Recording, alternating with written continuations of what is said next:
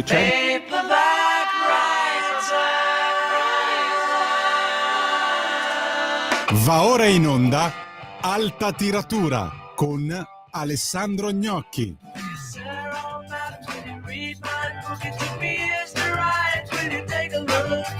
Based on a novel by a man named Lear, and I need a job, so I want to be a paperback writer. Paperback writer. Buongiorno, sono Alessandro Gnocchi, questa è Alta Tiratura, siamo su Radio Libertà. Oggi sono in collegamento dal salotto di casa mia, in mezzo ai miei libri, ai miei dischi e alle mie chitarre, perché ho l'influenza come magari qualcuno di voi. Bene, innanzitutto dobbiamo parlare della classifica dei libri, che questa settimana è completamente cambiata, non c'è praticamente più nessun titolo uscito quest'estate e udite udite, al primo posto entra con quasi 15.000 copie vendute il libro di Aldo Cazzullo dedicato alla Bibbia. Avete capito bene, sì, Aldo Cazzullo che ha scritto un libro dedicato alla Bibbia. Il noto biblista Aldo Cazzullo ha dedicato un libro alla Bibbia, ma non c'è niente di strano, perché l'arte del giornalismo è l'arte di raccontare ciò che non si conosce e di conseguenza, essendo Cazzullo un grande giornalista, anche il libro sarà sicuramente interessante. Bene, poi nel resto della classifica entrano gialli, nuove cose su quali non vi annoio e preferisco invece passare direttamente all'argomento di questa puntata, che è i libri al rogo. Partiamo dal libro di Fabio Stassi, Bebel Plus, edito da Sellerio. È un libro piuttosto corposo, sono 300 pagine circa, costa 16 euro. È un libro che si legge in maniera molto agevole, perché è, diciamo, scritto come un reportage, anche se in realtà si tratta di saggistica in buona sostanza. Stassi però è uno che scrive benissimo, quindi non c'è un aggettivo di troppo, non ci sono frasi involute, non c'è quell'eccesso di relative che distruggono quasi tutta la saggistica italiana. Questo è un libro scritto molto molto bene. Lo spunto è una vicenda che è già stata raccontata 1000 volte, ovvero il rogo dei libri voluto dal nazismo nel 1933, il 10 maggio 1933. Bebelplatz è una piazza al centro di Berlino ed è quella dove al rogo partecipò attivamente anche Goebbels, che fece un piccolo discorso seduto sopra un tavolo di legno, in piedi, scusate, sopra un tavolo di legno, dal quale appunto indicava quali titoli i nazisti adesso avrebbero gettato tra le fiamme. Una prima cosa che si apprende dal libro è che i roghi non si svolsero solo in quella data infausta, ma anzi esistono delle cartine che potete anche consultare sul web, che fanno vedere come questo fenomeno fu increscendo e non si arrestò certo nel 1933, anzi andò avanti fino alla fine della guerra. Naturalmente Stassi si interroga su qual è il motivo per cui una dittatura, molto spesso tutte le dittature, impongono una censura ferrea però nel caso dei nazisti arrivarono addirittura al rogo dei libri. Ovviamente il filo, diciamo, conduttore è la repressione del dissenso e la cancellazione non solo degli autori, ma anche delle idee che potevano dare fastidio o che non erano in consonanza con il regime. Naturalmente il rogo dei libri non l'hanno inventato i nazisti, i libri si sono sempre bruciati nella storia. C'è una nota finale molto interessante in cui praticamente Stassi raccoglie tutti i roghi dei libri di cui si ha notizia attraverso la storia. Il primo è il rogo della biblioteca di Tebe, sto leggendo dal libro, del 1358 a.C., a opera del faraone Akhenaton. E poi un altro rogo clamoroso fu quello del 213 a.C., avvenuto in Cina sotto la dinastia Qin, scusate, se non l'ho letto correttamente. Questo è un rogo clamoroso perché qui addirittura l'imperatore si era deciso a bruciare qualunque libro fosse antecedente alla sua nascita. Questo perché è come se i libri dai libri del passato giudicassero anche il presente, e quindi l'imperatore non voleva essere giudicato e quindi dovevano sparire tutti i libri che erano stati scritti prima del suo avvento al potere. Un'impresa un po' folle, ma il libro di Stassi ha una particolarità che lo rende diverso dai libri che siamo abituati a leggere sui roghi dei nazisti. Innanzitutto è un libro che affronta una quantità incredibile di temi. In realtà la distruzione dei libri è parte di una molto più ampia storia della distruzione. Storia della distruzione delle città, storia della distruzione dei civili, che sono da un certo punto in poi l'obiettivo di molte delle bombe che vengono tirate sulle città. Questo al di là dell'ipocrisia che si sostiene il contrario, no? Cioè, no, vogliamo colpire solo obiettivi militari, quasi mai è così. In realtà per come dire, accelerare la sconfitta del paese nemico si prova anche a intimorire e a cancellare la popolazione civile, purtroppo.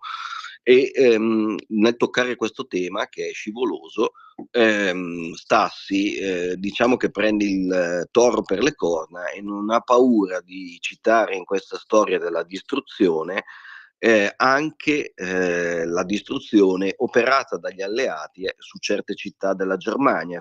Famosissimo il rogo di Dresda, bombe al fosforo che distrussero completamente una città che pensava di non essere nemmeno nell'elenco delle città da bombardare, o insomma non si aspettava minimamente un attacco.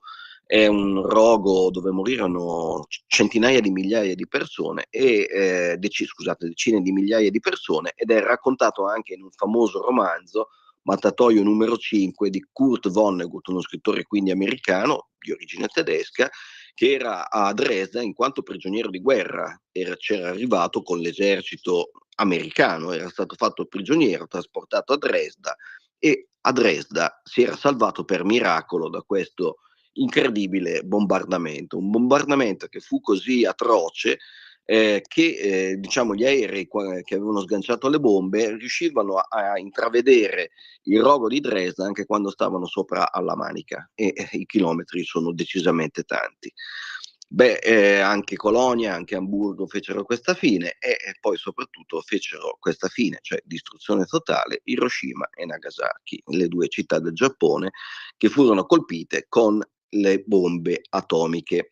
Ma questo è sicuramente un aspetto di originalità e di coraggio del libro, ma quello che lo rende davvero originale è una cosa a cui noi banalmente, io almeno, non avevo mai pensato. Cioè, c'erano degli scrittori italiani nell'elenco dei libri da mandare al rogo, erano 5 e non sono gli scrittori che vi aspettereste, anzi una di loro, l'unica donna, è praticamente oggi una sconosciuta, ma vedremo perché invece i nazisti hanno deciso di bruciare i suoi libri.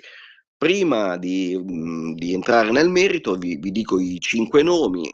Uno è Giuseppe Antonio Borgese, un altro è Emilio Salgari, un terzo è la scrittrice a cui mi riferivo prima, che era nota, si chiamava Maria Volpi, ma era nota con il nome d'arte di Mura. Poi è stato bruciato Ignazio Silone, poi siamo a 4, scusatemi, ne manca evidentemente uno, che è, scusate un secondo, un attimo di pazienza, Pietro Aretino, che è un poeta del Rinascimento. Voi dite, ma perché hanno bruciato un poeta del Rinascimento? Tra poco lo vedremo. Prima faremo un piccolo stacco musicale, e vi anticipo però anche una parte di ciò che dirò dopo la pausa musicale, ovvero c'è da chiedersi se oggi è necessario, per chi volesse operare una pulizia radicale delle biblioteche, ricorrere a uno strumento così brutale come il rogo. Vedremo che c'è un rapporto del PEN che ci dimostra che i roghi non sono più necessari. E adesso sentiamo una canzone, Kick Out the Jam, in origine dei Motor City 5, nella versione dei Rage Against the Machine.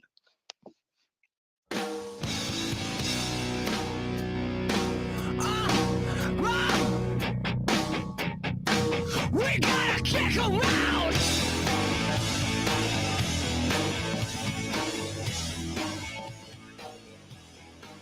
Well, I feel very good, and I guess that I could get crazy now, baby.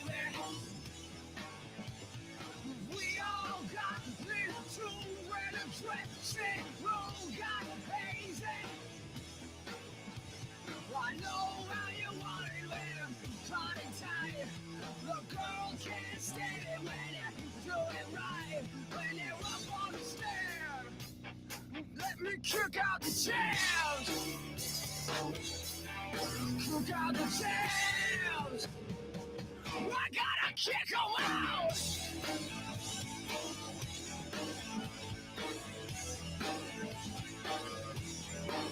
Well, I'm starting to sweat. Hey, I should show it. All this feeling now, baby. It's on every round, every sound, every round, straight off on the ceiling. You gotta have it, baby. You can't do it out. Get that feeling, gotta take 'em out. Put that mic in my hand. Well, let me kick out the jams. Kick out the jams. We gotta kick 'em out.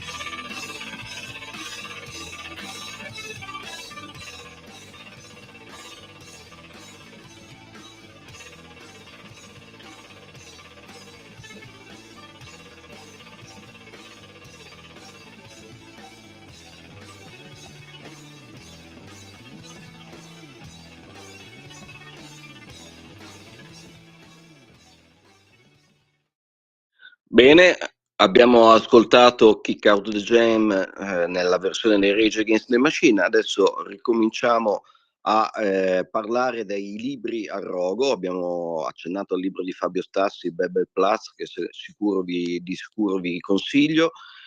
Abbiamo visto che c'erano anche 5 autori italiani destinati al rogo dai nazisti. I nomi sono veramente, che lasciano stupefatti, no? Perché naturalmente questi sono i nomi, diciamo, al netto di quelli dei politici, cioè è ovvio che le opere di Pietro Nenni sono finite al rogo.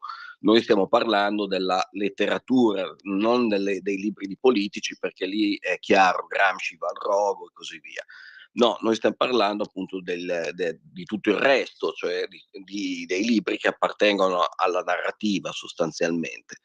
Beh, allora, Aretino, che è un poeta appunto del Rinascimento, finisce al rogo probabilmente per la sua carica sarcastico barra eversiva. Lui era un personaggio senza tanti scrupoli, era uno che ricattava i potenti con l'arma della poesia. Mi diceva: beh, carissimo, sai cosa c'è? Io so che tu hai un amante, beh, ci faccio un bel sonetto. E in questo modo campava alla grande. Poi è famoso l'episodio della sua morte, che appunto dovrebbe in qualche modo, probabilmente falso, ma insomma ci fa capire che personaggio fosse. Morì ridendo. Morì ridendo a una battuta di un commensale. Che tra l'altro i suoi commensali erano persone come Tiziano, insomma, il pittore, quindi insomma era un uomo molto ben introdotto. Il nome di Ignazio Silone è quello più scontato, perché Ignazio Silone era un ex militante comunista, rimasto comunque di sinistra per quanto avesse ripudiato Stalin, e quindi i suoi libri abbastanza comprensibilmente finiscono nella lista di quelli da bruciare, ma ci finisce perché il suo libro più famoso, Fontana Amara, è stato un bestseller mondiale, uno dei libri italiani più letti al mondo e di conseguenza ben noto anche ai nazisti. Poi c'è un altro nome abbastanza scontato che è quello di Giuseppe Antonio Borgese, uno dei pochi che non è professori universitari che si era rifiutato di firmare il manifesto degli intellettuali fascisti e che cioè, si era rifiutato di giurare fedeltà al regime e quindi era dovuto andare esule a insegnare negli Stati Uniti. Anche lui ha scritto dei libri come Golia, ad esempio, che racconta l'avvento del fascismo, che avevano avuto una grande risonanza internazionale, quindi anche per questo motivo, cioè per lo stesso motivo di Ignazio Silone, Borgese viene gettato tra le fiamme. Poi arriviamo a due nomi che lasciano veramente basiti. Il primo è quello di Emilio Salgari, l'autore di Sandokan, e finisce al rogo perché in sostanza era un autore tradottissimo anche in lingua tedesca, e però viene tradotto fino al 32, cioè fino a quando i nazisti non iniziano ad arrivare al potere e viene buttato via perché bruciato perché cosa succede? Succede che nella storia di Sandokan, che si oppone al colonialismo inglese, qualcuno vede appunto una resistenza al potere e una resistenza al potere degli occupanti. E per un paese che si accingeva a entrare in guerra, anzi Salgari viene messo a rogo negli anni della guerra, nel 1942. Ovviamente aveva una forza eversiva, inoltre era un autore estremamente popolare, quindi via, non si possono correre rischi di impurità ideologica, fuori dai piedi anche il povero Salgari. E poi c'è il nome più strano, che ha una storia straordinaria, raccontata benissimo da Stassi nel libro, che è appunto Mura. Mura è un nome d'arte ed è in sostanza, come dire, prima di Liala c'era Mura, era una scrittrice di romanzi d'appendice, era legata molto al fascismo, diciamo che era l'amante del segretario di Mussolini, quindi diciamo non era contraria al regime, ma pensate cosa succede? Succede che nel 1934, quindi siamo alle soglie della guerra di Etiopia e quindi diciamo la propaganda colonialista e anche razzista del regime è al massimo. E lei che cosa fa? Pubblica un romanzo che si intitola Amore negro, in cui si racconta la storia di un ingegnere negro proveniente dall'Africa che fa sua una donna italiana. Poi la storia finisce male, cioè quando si sposano è come se l'ingegnere regredisse allo stato quasi tribale, no? E quindi la donna poi decide di divorziare, la storia finisce male e in teoria probabilmente Mura voleva dimostrare che un amore interrazziale non era possibile, ma quello che distrusse completamente ogni possibilità di discussione era la copertina bellissima, disegnata da un Dudovic, che credo fosse un grande disegnatore di copertine per la Rizzoli, e in cui si vede questo aitante signore nero vestito benissimo che stringe tra le braccia una donna scosciata e bianca. E quando il duce vide la copertina, lui proprio si infuriò personalmente Mussolini, chiedo scusa, si infuriò personalmente Mussolini e in pratica